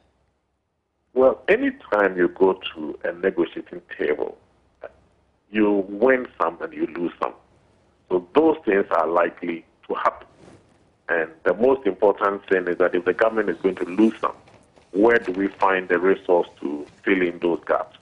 And I think that there are some other options they might have to look at. So once at the negotiating table, it's a give and take. And we hope that those compromises will be made. At the end of the day, we may come to a point where we think that we can move on as a country. But the reality is that the government also needs the resource to do what they want to do. But the issue is, how do you find it in the midst of the struggle? But I think talking to each other, they should be able to come to some compromise. Sometimes it's important to see the figures. It's not only the politics bit of it, but what are the realities on the ground? And how do we navigate around these things to ensure that we can do what we ought to do for the good people of this country?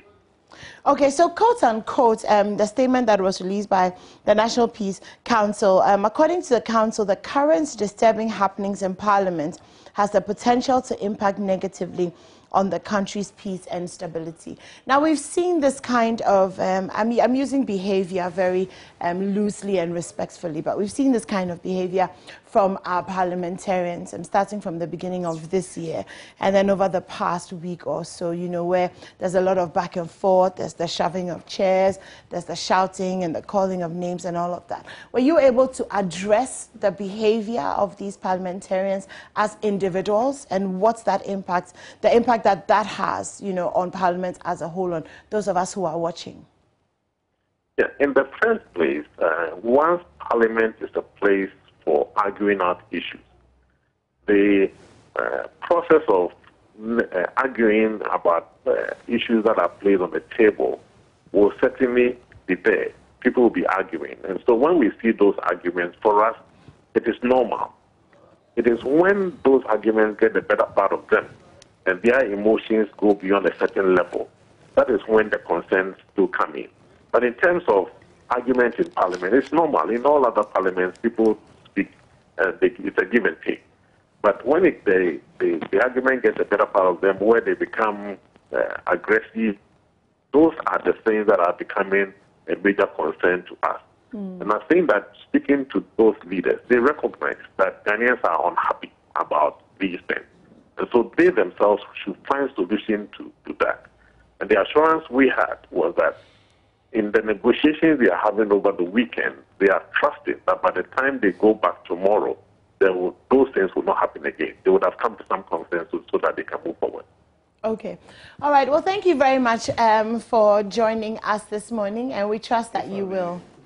It's my pleasure.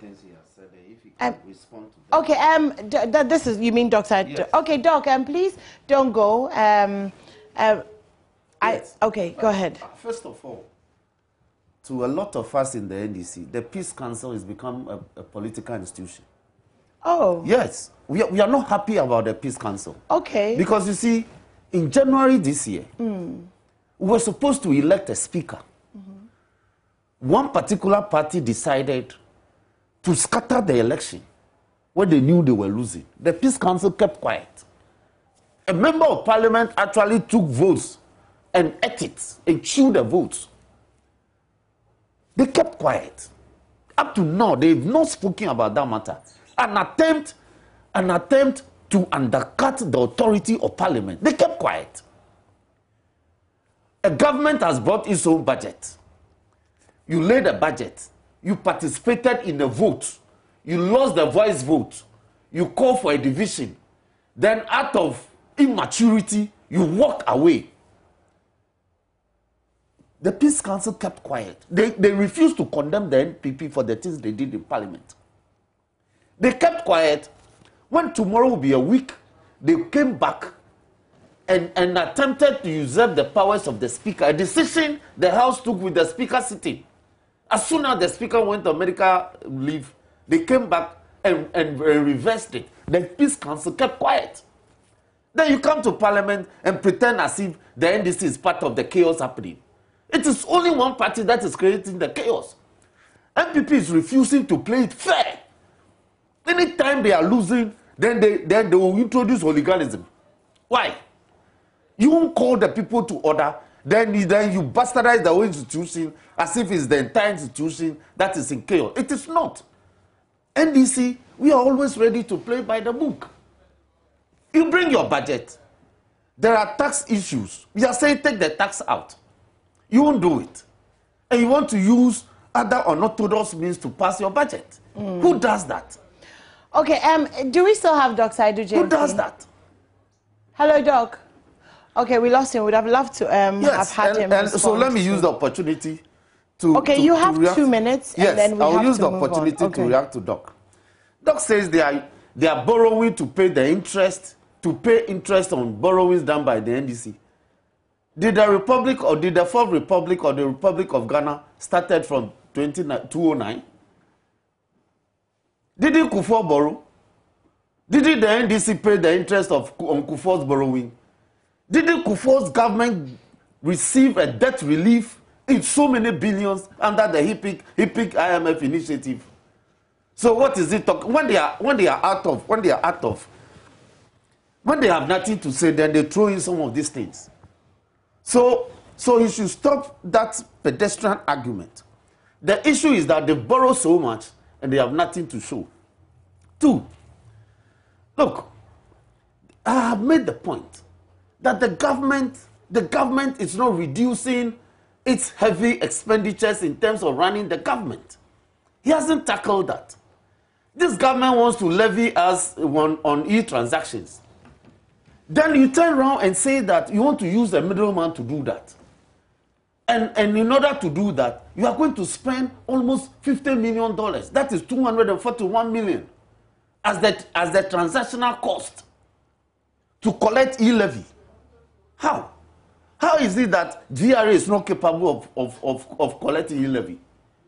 Already, there are traders who collect VAT on behalf of government. Do they charge government for that? There are institutions, agencies that collect withholding tax on behalf of government. Do they charge government for withholding taxes and paying to government? But government will want to tell us that now the telcos, talk tax. We already pay tax on communicative, we call it communications tax. The telcos collect and pay government. Do they charge government for doing that? So why would this government tell us that to introduce and implement the e-levy, they need to spend as much as, and they were able to estimate to the last city. It is not a global estimate like 250 million. They were able to say that it will cost them 241.9 something million. So they know exactly to the letter how much it will cost. Who is this middleman? Who is this company they want to give the job to? Yeah. So if we are interrogating the issues, they should learn to pay attention to the issues we are raising. Okay. Well, thank you so much for joining me this morning. I'm sure you'll be back soon. We look forward to what happens in Parliament. Thank you, Mike. Hello. Can't I respond to some of the issues you raised? Yes, Dr. Nyarko, you have 2 minutes. Go ahead. Okay, so number 1, I want to put on record that what happened on 26th of November, that Friday, was an illegality and a rape on our democracy. Speaker Babin did what will go into our history as the most bizarre ruling in the House. The House was properly constituted. The House was properly constituted. You have engaged in the hooliganism and illegality. I won't allow you to say this about Bagby. You lose a vote and you walk out. Read your standing orders. Read your standing orders. Whether in order 113 sub 5, whether you don't have a right. Allow me to make my point. No, whether you don't have a right. To walk away from the vote. I think that we need to let Dr. Nyarko. I'm saying that. I think that we need to let. I understand, but I think we need to let Dr. Nyarko. I think we need to let Dr. Nyarko. Dr. Nyarko, please make your case. Please make your case. Please don't interrupt. Please don't interrupt Dr. Nyarko. Please don't interrupt Dr. Nyarko. And you are saying that in the House. In the House, all the unruly behaviors were executed by your side of the House. Can you imagine this? Your side of the House. Can you imagine what I mean? This? And I think that this? you guys should give us. Please let him finish. Please let him finish. No, please, let me make my point. When they are counting votes and you are talking about go and steal a vote. Put it in his mouth. This is why we need the National Peace Council. The Peace Council is supporting them, is supporting MPP. That's not fair. That is fair. Okay, anyway. We will never condemn them. We will continue this conversation in the course of the week as we go back to Parliament and as the budget is still being reviewed and still being argued to. Thank you so much to my guests this morning for joining us. Okay, so let's move.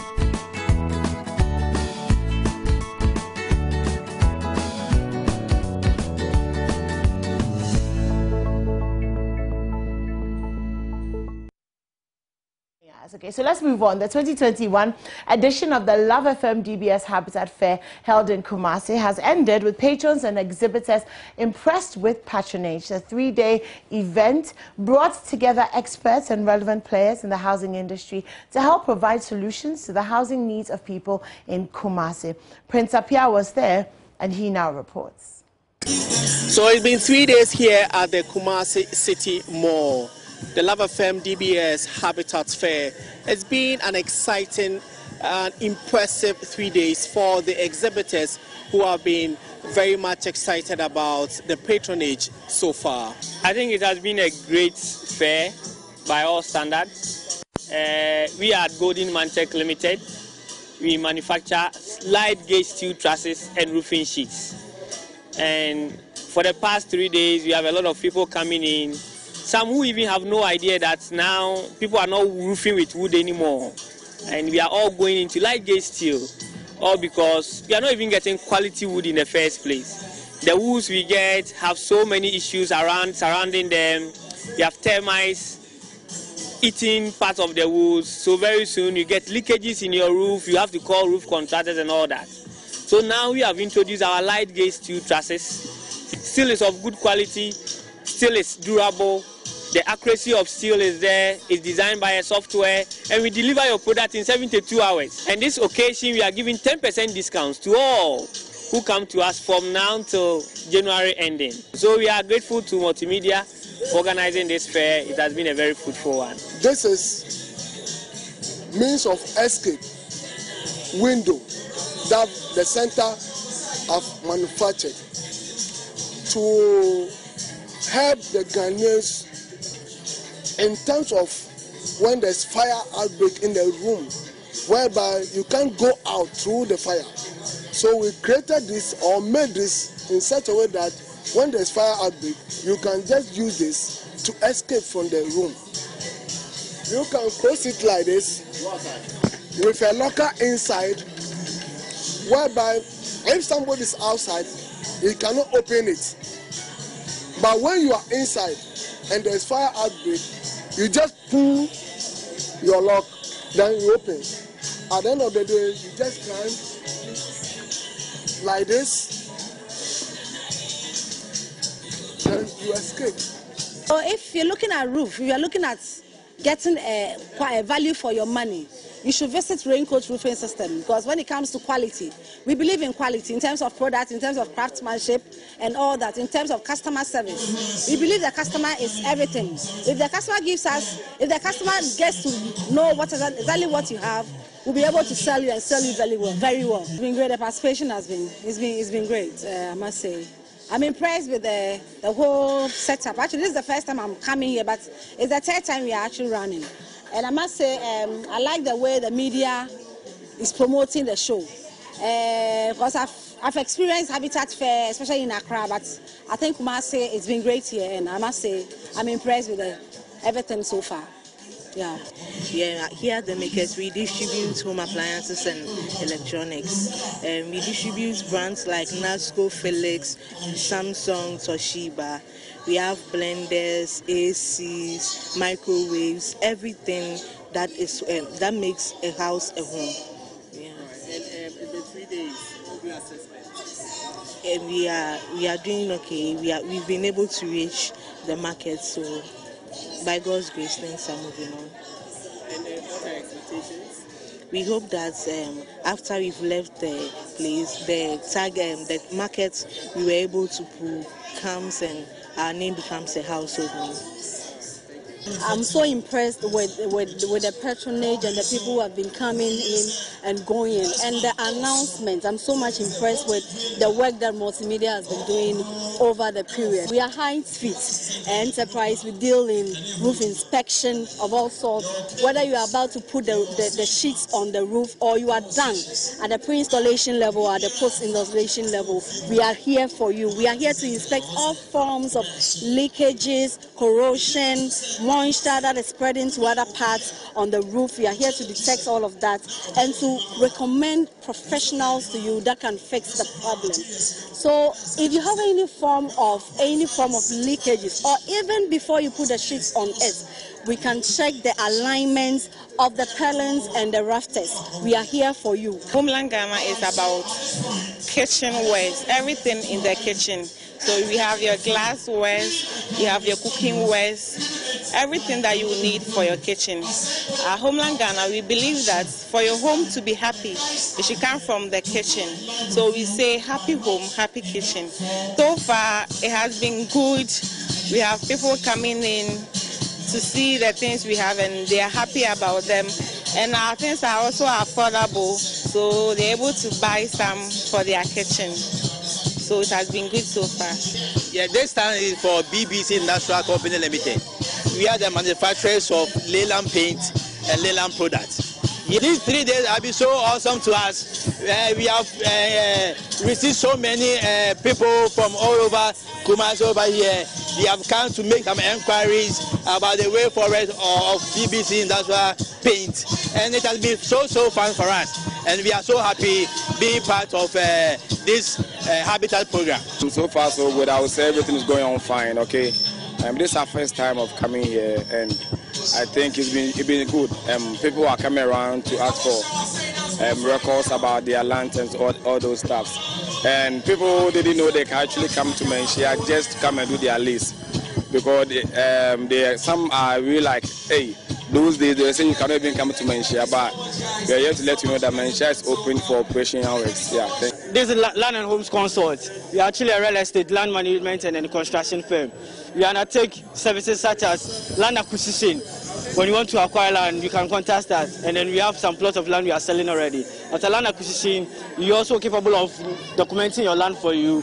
And then currently we have some service plots we are selling at the Dar es Salaam community. And then for that reason, this fair has been very, let me say, important, and then it has really yielded the results we expected. Lots of people trooping in, asking relevant questions relating to land issues and then how to build their homes. We are really excited about this program because it has given a platform to educate a lot of people about how to acquire land and how to build their homes. So far so good. We are making a lot of meeting a lot of people. We are getting a lot of contacts. And we've also given out our contacts. So we are praying and hoping they come to our showroom for more. Yeah. We are having a promo on some of our items, especially the chandelier lights. We are having a promo, 50% promo on it.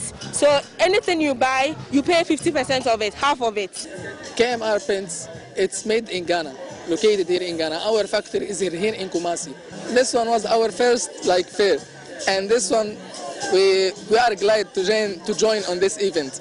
It was a nice experience for us. So for all who contribute in this work. So far it has been very good to us. We've got a lot of people coming in, inquiring about what we do, and then giving their contact that they will come back. A lot of people has also make referrals for other people to also come and look at what we have here. So it has been very good for us since day one. We basically deal in security doors. They are imported from Turkey. And talking of the security doors, we have steel doors, and we also have bulletproof doors. We have the singles, 1.5 and double. In case of the size you need, we have any of them. We also do customized doors. If you have a specific door you want, you can bring us your specifications, and then we design that for you. It's been a very good one for us. We've had a lot of footfalls to our stand. A lot of people have done inquiries, others have opened accounts. There are those who also would engage after here. We've taken lots of contacts. So the 3 days, I would say, has been a good one for us, and we look forward to other fairs organized by Multimedia. It's bright. I mean, we expect that we'll get a lot of clients coming on board. Love FM, through your medium, has also given us a lot of goodwill out there. People have heard of us, and we are going to ride on that to make sure that we deliver what is good for Asante-Man. So that's purposely what we look forward to in the future. We are suppliers and installers of natural and engineered stone. We deal in granite, marble, quartz, decton, and we even make terrazzo. Anything from kitchen countertops, tables and furniture, wall cladding, flooring, vanities, washroom vanities, dining tables, any application you can use the stone for, we can apply it. It's really how much of an imagination you as a client have, and we can meet almost all expectations. There's been traffic. the exposure seems significant. Leads, traffic, building, I mean, it looks okay. We are glad that this is an opportunity for us to exhibit what we produce, and indeed, we like what the patrons have done. The patronage has been good, and we are looking forward for others who are not yet in to also turn up. Well, for us here, we produce blocks, and at the same time, we've also produced roofing sheets and trusses. What we do is that our blocks are unique in such a way that it's gone through the automated system of which all debris have been removed from it. We use a German technology machine to produce it in batch quantities. So hundreds of patrons and would-be homeowners, and even those who already have their homes, continue to come here at the Kumasi City Mall to have a bite of what is happening here.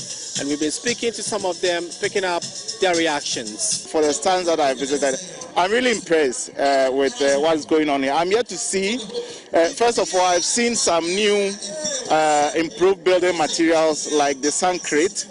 I've also seen I've seen the differences in some of the roofing materials. I have seen a drone that does an assessment for old buildings to see which building, which are the faults within the building. So I think that so far is so good. I'm going home and I heard you talking about a habitat fair happening at the Kumasi City Mall. So I came to make a few inquiries and I'm very satisfied. I went to Superlock, they gave me a brochure. Superlock doors. I think they have nice technologies which I'm very fascinated about, and I'm hoping to do business with them in the near future. Listen to a leasing, a Santaman lease stand here. I went there and a gentleman spoke to me. I thought it's huge, man, that you can use to prepare your lease, but he was able to give me a reasonable price. I think we can figure out something so that we'll be able to prepare our lease in the near future in avoidance of these trespassers and those people who come and acquire your land which you have bought it. In fact, this year's Habitat Fair, that is the Love FM DBS Habitat Fair, has been very amazing. It's been overwhelming. In fact, when we started the fair on Friday, though I had big expectations, but it was super normal. And Friday was massive. Saturday, it was fantastic. Today being the last day, that is Sunday, has been very amazing. And in fact, I spoke to most of the exhibitors and the patrons, and from what they told me, most of them are so excited and they're looking forward to the subsequent editions, that is next year and then the other years to come. What I want to say is that multimedia, whenever we decide to put something together, especially with this Habitat Fair, we know the needs of every Ghanaian. And so this fair was put together to solve all the housing needs of every Ghanaian. So I want to say a big thank you to all the exhibitors, all the patrons that came through to get all their housing needs. We say a big thank you, and we promise them that next year we'll bring to them a very big one that will surpass the one they saw from Friday to Sunday. The theme for 3 days have been to buy or to build, and of course it has been the main focus of exhibitors, organizers and the patrons here. My name is Prince Apia, reporting from the Kumasi City Mall, Ashanti region. Thank you so much to all our patrons who visited the Kumasi DBS Habitat Fair. I hope you had a good time. Apparently you did have a good time. We're going to take a quick break, and when we come back, a little bit more before we leave you. Don't go anywhere.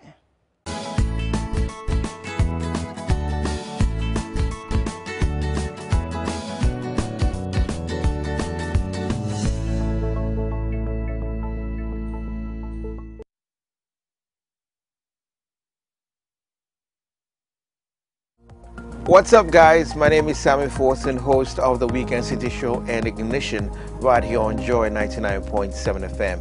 Well, anytime you happen to be busy and you miss out on your favorite shows right here on Joy FM, here's what you can do. Log on to myjoyonline.com/podcast. Just go on there and you'll find all your shows on demand 24/7. There you can catch up. Remember, Joy FM remains your radio for discerning listeners.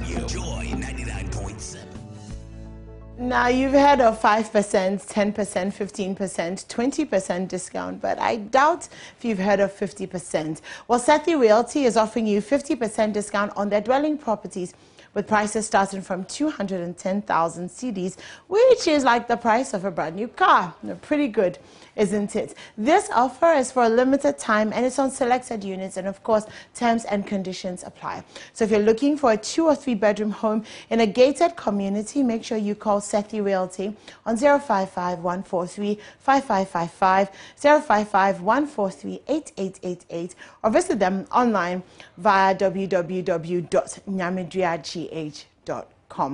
Let me say a happy birthday to comedian Obi Amponsa.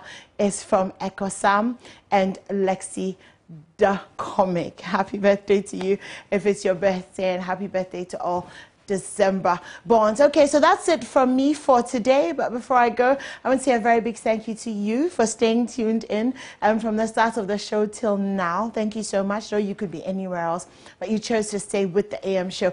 A very big thank you as well to our director, producers, lights, camera, action, to everybody who makes the AM show possible. We'll be back again tomorrow, a little before 6 a.m. So stay tuned and have a fantastic day and stay safe out there.